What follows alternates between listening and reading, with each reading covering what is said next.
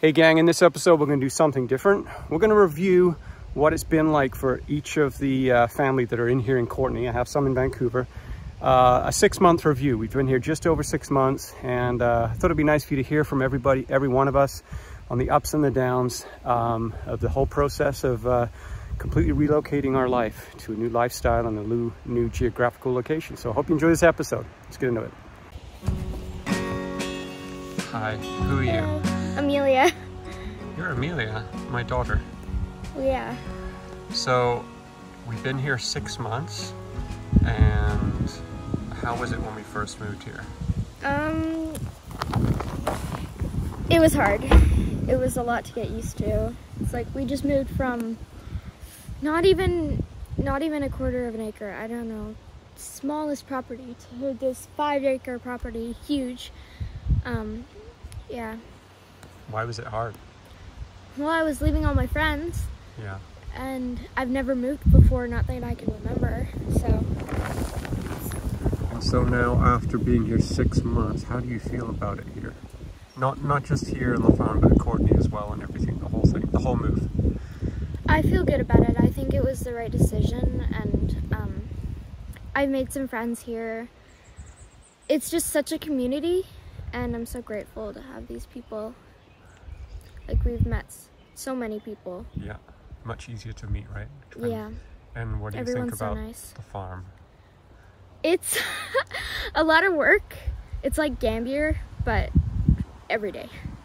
But it's good. You like ripping around and just doing whatever? Yeah. Having land to be wild? Yeah. Cool. And it's summer now, so it feels better, right? Yeah, it's really nice. You can eat dinner out here, and yeah. Cool. Well, thank you for sharing. You're welcome. And it's just a little update to let you know, I guess, how the journey's been so far. So, yeah, in the beginning it was really difficult. It was probably one of the hardest things I've done in my life, as far as choosing, making a choice that didn't feel completely right one way or the other. And let's see, yeah, it was heartbreaking in a lot of ways. I felt like there was a lot of loss for me, a lot of loss for our family in general. Even though I had an idea of what we might gain, it was all of the unknown. And during COVID, some of my friendships had not really fallen away so much, but definitely became less what's the word I want to say, supportive. And some of my other friendships definitely became more intensified, but in a really good way, really more supportive. I feel like I gained a lot more family through friends, and so a lot of those friends were ones that are in Vancouver. And yeah, it's interesting. I think if we had moved before that, there would have been those feelings of loss as well. But I think because some of my relationships definitely became stronger through that process, that was definitely a lot harder for me. But on the flip side, you know, coming through the dark, wet, dreary, muddy winter, it's been really beautiful to see things bloom, and I mean that literally as well as figuratively. So, you know, we've seen our property growing in all shapes and forms, and seeing all the plant life that's been coming up, which has been really exciting, especially because plants bring me so much joy. And it's been exciting to sort of see what's growing there. And also, you know, we've met a lot of really kind people, and I can't say enough about the kindness of people in the valley and on the island. And I think that that's been one of the greatest gifts so far, has just been yeah, just how people have been so welcoming, and especially in this community that we have connected with. Everyone has been so loving and thoughtful and kind. And yeah, it's interesting being the new person, because I haven't really been the new person for such a long time. I've been the new person in areas of my life, but not completely and utterly in all aspects. So we've been going back to Vancouver once a month, which has been really nourishing for us. And I say we, meaning myself and the kids. I can't really speak for Joey, but I would say that primarily the kids and I have more current relationships that we are just wanting to continue there. And so that's been really good. But we've also been meeting people on the island, and it just takes time. You know, I just forget sometimes it takes time to make community. So I'd say things are going really well. You know, when we got back to Italy, it felt like we were coming home to that space. And while Vancouver still feels like home in many ways. Oh, there's a pigeon behind me. I just realized. Hey, buddy. Yeah, even though it's home in many ways, I feel like home can be a lot of things. And, you know, I think a person can have many homes. So the island definitely feels like home. I can really see the potential now, you know, for what we're wanting to create, and it's exciting. It's a lot of hard work. Oh my gosh, it's a lot of work. But it's really great. And yeah, it's exciting thinking about all the places that we can visit that we never really had, I don't know, the capacity to even think about. Yeah, still processing emotions. I think it's, you know, when you do a big move like this, it takes time. So yeah, that's, I guess that's my update. So, who are you? Gabe. Gabe, my son Gabe, my youngest son. So we moved here 6 months ago, and I thought it might be good to just kind of ask you, how did it feel when we first moved here? It felt a bit different. It was different in a good way and also in a bad way. What was the bad? Because didn't really have any friends. Yeah. And then good was like just being on a farm. It was awesome. There was a lot of rain back then though, right? Yeah. And it was just muddy, miserable. Yeah. And then you share a room with Amelia at the moment. Which isn't that bad. And so now we've been here 6 months. How do you feel about it all now? Great. Just great? Yeah. I don't miss a single thing about Vancouver. You don't miss a thing about Vancouver? No. What's so great about it? Everyone's nice. That's true. Less traffic, you know, like it's just much faster when you're driving. Good mountain biking? Yes, very good mountain biking. And what about being on the farm here? How do you like it? I think it's like a very good experience to have as a kid. Yeah, what do you like about it? You can basically free range, get all these skills. Yeah. When you're farming. Yeah. Are you learning to farm? Yeah. You're propagating plants? Yes. Cool. All right, Gabe, thank you. Thank you. Goodbye. Well, I'm mountain biking and it is hot. It's June, early June, and it's almost 30 degrees. No rain on the horizon.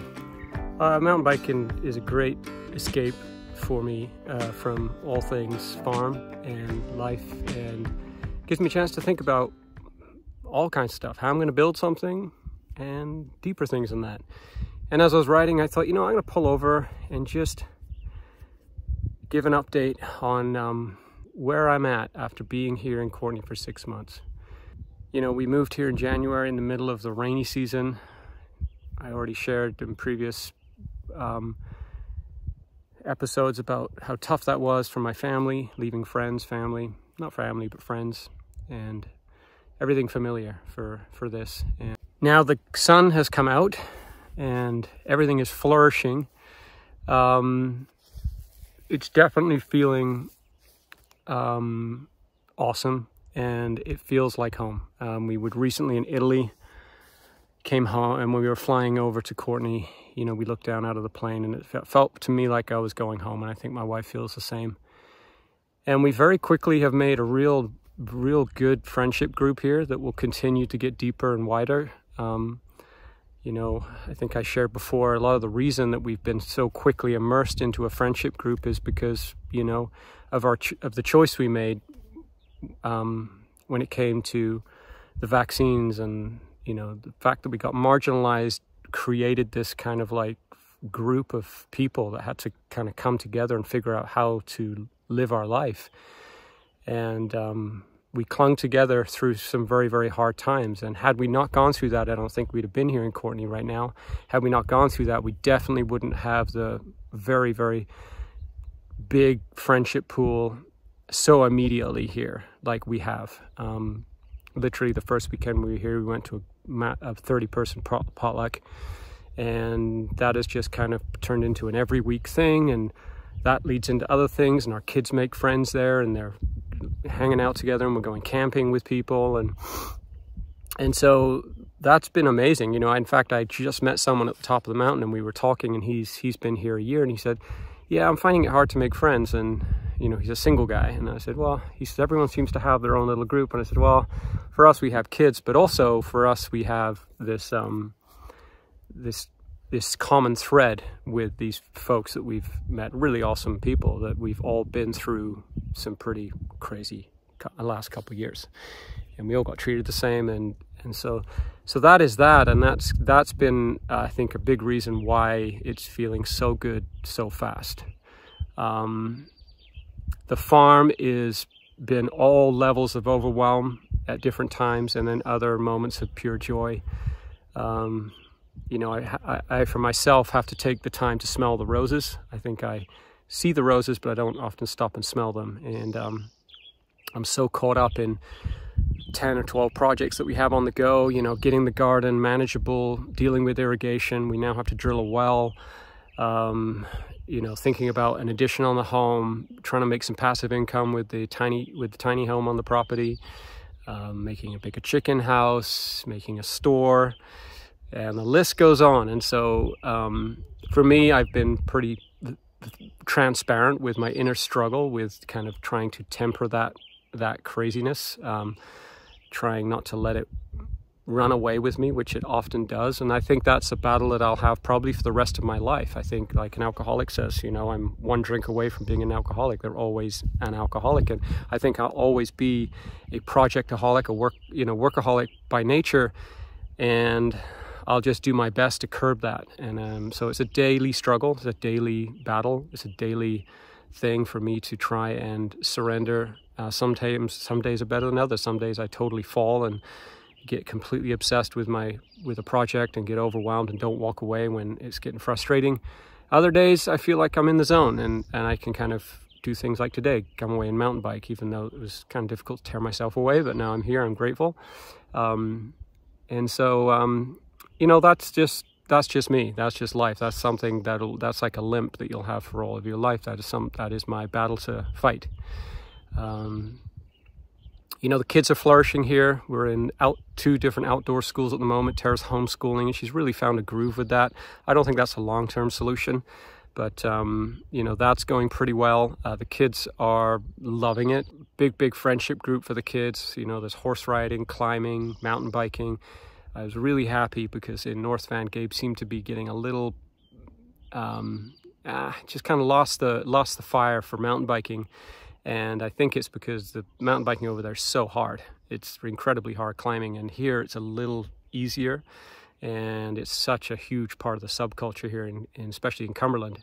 Everyone mountain bikes, and there's tons of mountain bike shops everywhere. And it's like there's pro riders here, and so Gabe's really got the bug again, which to me is great, because I think having your kids in a sport is really a good anchor point. Amelia's got her horseback riding and her dance, and they both are doing music. And so, yeah, I mean, all in all, it's positive. Running my business has been interesting. I think the biggest challenge with running my business is we're in a climate right now where interest rates just took another jump in Canada, and people are really nervous to spend money, and those dollars are not going as far as they used to. So I think I'm just feeling a little stressed out about the future of my business. You know, I wonder whether being away is affecting it, but I just don't know how that would, except for the fact that my truck's not driving around Vancouver. But we are starting to get some interest here on the island, so that'll be an interesting thing to see if that kind of pans out to be anything. So driving back to Vancouver is not a huge big deal. I mean, I'm very, very grateful that I have the time to be able to invest in the farm and get so much done, because it's not just weekends and evenings. I'm like putting full days in, sometimes full weeks. It's hard for me always to kind of segregate my time. I'm a bit weak when it comes to that. I prefer just to get a hammer and make something. So I think in summary, all in all, we're extremely happy we made the move. With the economy going the way it is, I'm extremely happy that I own more of that farm than the bank does. We're starting to see that we can make some passive income from the farm and from different things there, and that's really exciting. People here are wonderful. People here are so incredibly friendly. I'm spending way more time with the family than I ever did. So I'm grateful, and it's good, and we're happy. And I look forward to giving you a 12-month review. Thank you for listening. Well, folks, I hope you enjoyed hearing from the whole family. The ups and the downs, the ins and the outs of totally relocating our life. We try to be as honest as we can. And yeah, a year in, it will be interesting to look back and see how we feel then. So thanks for listening, guys. Please subscribe, and see you next week.